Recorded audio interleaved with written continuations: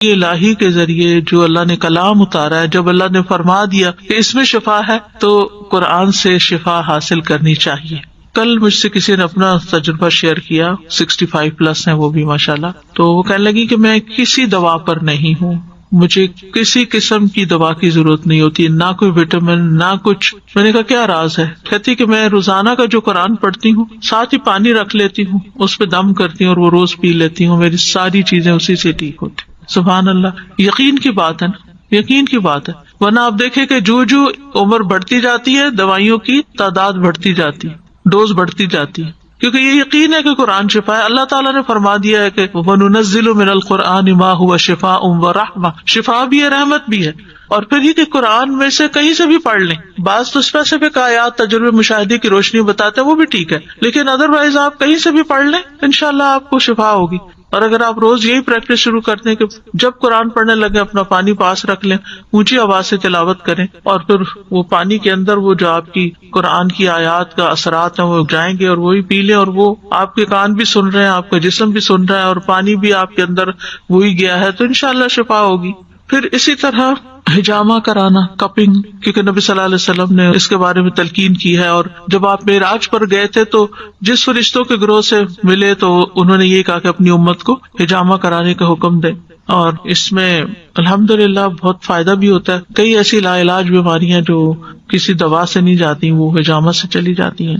پھر کلونجی ہے، کلونجی کا بھی ہے کہ بعض اوقات لوگ کہتے ہیں ہمیں یہ سمجھ نہیں آتی کتنی کھائیں کتنی نہیں، آپ بس ایک پنچ روز اگر پانی کے ساتھ لے لیں اور اس نیت کے ساتھ کہ اللہ نے اس میں موت کے سوا ہر بیماری کی شفا رکھی ہے تو اللہ تعالیٰ آپ کو شفا دے گا۔ ہم نہ تو ڈاکٹر ہیں اور نہ ہی ہم جانتے ہیں کہ کیا چیز کتنی کیا، لیکن چھوٹی سے چھوٹی مقدار سے برکت ہو جائے گی، فائدہ ہو جائے گا، کیونکہ شفا تو اللہ نے ڈالنی ہے نا۔ وہ ہماری پھپھی کہا کرتی تھی اللہ تعالیٰ شفا دے تو راکھ کی پڑیا سے بھی ہو جاتی ہے، یعنی اگر اس میں کچھ بھی نہیں ڈلا ہوا راکھ ہی رہا ہے تو وہ بھی کھا لے تو انسان ٹھیک ہو جاتا ہے۔ پھر اسی طرح شہد، اللہ تعالیٰ نے قرآن میں فرمایا ہے کہ فیہ شفاء للناس، اللہ تعالیٰ کی بات تو غلط نہیں ہو سکتی نا۔ اگر اللہ نے فرمایا کہ فیہ شفاء للناس تو یقین رکھیں کہ فیہ شفاء للناس، اس میں شفا ہے لوگوں کے لیے۔ بس یہ ہے کہ پھر شہد خالص ہونا چاہیے، ورنہ یہ کہ ہم شہد کو بلیم کرتے رہتے ہیں اور پھر حدیثوں کو ڈاؤٹ کرتے رہتے ہیں۔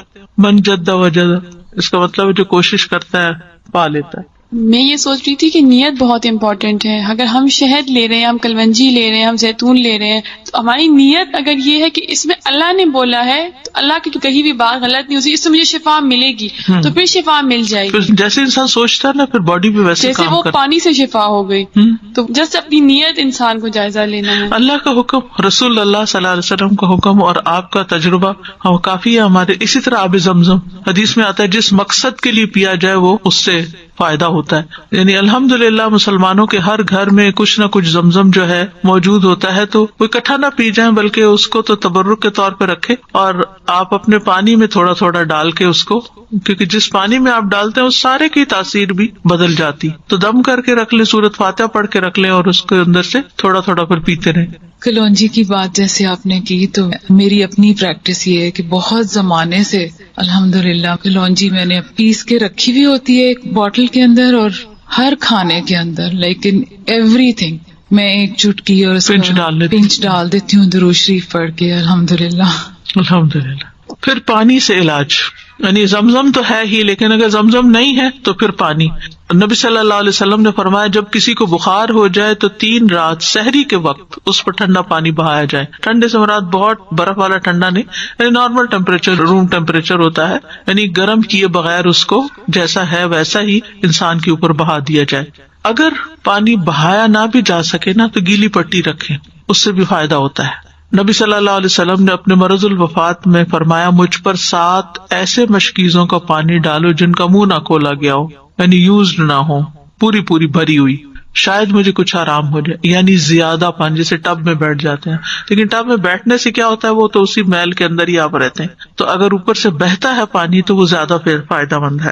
اسی طرح عود ہندی میں شفا ہے، اور خاص طور پر عود ہندی جو ہے، یہ جو کست ہندی جس کو بولتے ہیں نا آپ، کست ہندی، کست بہاری، خاص طور پر حلق کی بیماری، کیونکہ اگر حلق کی بیماری ہو تو اس کو ناک میں ڈالنے کے لیے کہا گیا ہے، اور اگر پھیپھڑوں کو تکلیف ہو یا کوئی نمونیا وغیرہ ہو تو پھر حلق میں ڈالنے کی۔ یعنی اورلی لینے کی ضرورت ہوتی ہے. پھر اسی طرح کھمبی کے پانی میں شفا ہے، یعنی مشروم میں، اس کا پانی آنکھ کی دوا ہے. مہندی، نبی صلی اللہ علیہ وسلم کو زخم ہوتا یا کانٹا چبھتا تو آپ اس جگہ مہندی لگاتے تھے. اب نا مہندی کا تیل بھی بنتا ہے، تو وہ کسی نے مجھے بتایا اور میں نے کسی کے ساتھ شیئر کیا، تو ان کو کافی عرصے سے ایسی تکلیف تھی، اسکن ڈیزیز تھی کہ جو کسی قسم کی آئنٹمنٹ، کسی قسم کی دوا سے نہیں ٹھیک ہو رہی تھی. تو الحمدللہ وہ مہندی کا تیل لگانے سے بہت حد تک وہ تکلیف دور ہو گئی. تو بعض اوقات یہ مہندی جیسے ہے ویسے ہی لگا لی جائے، یا اس کا پانی نکال کے، جیسے پتے کوٹ کے اور اس کا پانی نکال کے اس سے، یا پھر یہ کہ اس کا تیل بنا کے جیسے اور تیل بنتے ہیں. جو ممنوع علاج ہیں ان میں داغنے کی ممانعت ہے، یعنی جلانے کی. عمران بن حسین فرشتوں کا سلام سنا کرتے تھے، جب انہوں نے داغ لگوایا تو سلسلہ منقطع ہو گیا، کیونکہ منع تھا داغ لگوانا، اور جب چھوڑ دیا تو دوبارہ سننا شروع کر دیا. اچھا، کبھی آپ اس طرح کی کوئی آواز سنے نا تو یہی نہ سوچا کرے کہ کوئی جن ہے. ہر وقت ہم منفی سوچتے ہیں، ہو سکتا ہے کوئی فرشتہ ہی سلام کر رہا ہو آپ کو. پھر اسی طرح حرام ادویات کا استعمال نہ کریں، کیونکہ حرام میں اللہ نے شفا نہیں رکھی. رسول اللہ صلی اللہ علیہ وسلم نے منع کیا ہے ان الدواء الخبیث، خبیث اور حرام دوائیوں سے، یعنی طیب ہونی چاہیے دوا. پھر اسی طرح شراب وغیرہ کا استعمال علاج کے طور پر، کچھ لوگ وہ برانڈ وہ بچوں کو دیتے ہیں گلے کی بیماری میں یا سلانے کے لیے، تو ایسی چیزوں سے پرہیز کرنا چاہیے. پھر یہ ہے کہ پرہیز علاج سے بہتر ہے، یعنی کوئی دوائی نہ لے، کچھ نہ لے، فاسٹنگ شروع کر دیں تو فاسٹنگ میں بھی شفا ہے. اور پھر دعائیں، آیات، سب سے بڑھ کر سورۃ الفاتحہ جس کا نام یہ شفا ہے، سورۃ الفاتحہ سے علاج کریں. خارجہ بن سل تمیمی اپنے چچا سے نقل کرتے ہیں، ایک مرتبہ وہ رسول اللہ صلی اللہ علیہ وسلم کی خدمت میں حاضر ہوئے. جب واپس جانے لگے تو ایک قوم کے پاس سے گزرے جن کے ہاں ایک مجنون آدمی تھا، یعنی اس کا ذہنی توازن ٹھیک نہیں تھا. اسے انہوں نے لوہے کی زنجیروں سے باندھ رکھا تھا. اس کے اہل خانہ کہنے لگے، ہمیں معلوم ہوا کہ تمہارا یہ ساتھی یعنی نبی صلی اللہ علیہ وسلم کو خیر لے کے آیا ہے. وہ خود نہیں ہوں گے مسلمان، نہیں پتا ہوگا، تو کیا اس کے پاس کوئی ایسی چیز ہے کہ جس سے علاج کیا جائے اس کا؟ وہ کہتے ہیں کہ میں نے سورۃ فاتحہ پڑھ کر دم کیا تو وہ ٹھیک ہو گیا. یقین اصل چیز ہے نا، کہ یقین کتنا ہے. ایک لیکچر یقین پر بھی ہونا چاہیے، کیونکہ نا دین کے معاملے میں، دعاؤں کے معاملے میں ہمارا یقین نہیں ہوتا. الثقۃ باللہ. پھر جو منزل ہم پڑھتے ہیں اس میں سورۃ فاتحہ کے علاوہ آیت الکرسی ہے، البقرہ کی آخری 2 آیات ہیں، کیونکہ نبی صلی اللہ علیہ وسلم نے فرمایا جس نے سورۃ البقرہ کی آخری 2 آیات ایک رات کو پڑھی وہ اسے ہر آفت سے بچانے کے لیے کافی ہوں گی.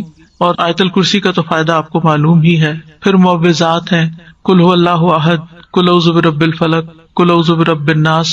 نبی صلی اللہ علیہ وسلم نے فرمایا صبح اور شام 3 بار معوذات کہہ لو تو یہ ہر چیز سے تمہیں کفایت کریں گی. پھر یہ دعا جو کل میں نے آپ کو بتائی تھی، انی مسنی الضر وانت ارحم الراحمین. اور اگر وسوسے آ رہے ہیں بہت اور بے چینی ہے اور دل پریشان ہے تو انی مسنی الشیطان بنصب وعذاب، کہ شیطان نے مجھے سخت تکلیف اور عذاب میں ڈال رکھا ہے، یعنی وسوسوں اور نیگیٹو تھنکنگ کی وجہ سے. حضرت ایوب علیہ السلام کا حال یاد کر کے اور پھر انت ارحم الراحمین بھی کہیں ساتھ. اور پھر ایوب علیہ السلام کا انداز جو ہے نا دعا کا وہ بڑا خوبصورت ہے، وانت ارحم الراحمین، اور اپنے حال کا ذکر کیا کہ اللہ میں تکلیف میں ہوں، آپ جانتے ہیں. تو ہم اس طرح بھی دعائیں کر سکتے ہیں، یا اللہ آپ نے ایوب علیہ السلام کو صحت دی تھی، یا اللہ آپ نے زکریا علیہ السلام کو بیٹا دیا تھا، یا اللہ آپ نے یوسف علیہ السلام کو لوٹا دیا تھا، یا اللہ آپ نے موسیٰ علیہ السلام کی حفاظت کی تھی، یا اللہ آپ میری یہ تکلیف دور کر دیں. سورۃ الانبیاء میں وہ اتنی خوبصورت دعائیں پڑھتے ہیں تو دل پگھلتا ہے. سارے انبیاء کی جو دعائیں قبول ہوتی گئیں ان کا واسطہ دے کر کے اللہ آپ نے ان سب کی دعائیں قبول کی، آپ میری بھی دعا قبول کریں اور میری یہ تکلیف دور کر دیں. اور پھر یہ ہے کہ جیسے نیک لوگ اللہ سے اچھا گمان رکھتے تھے، ابراہیم علیہ السلام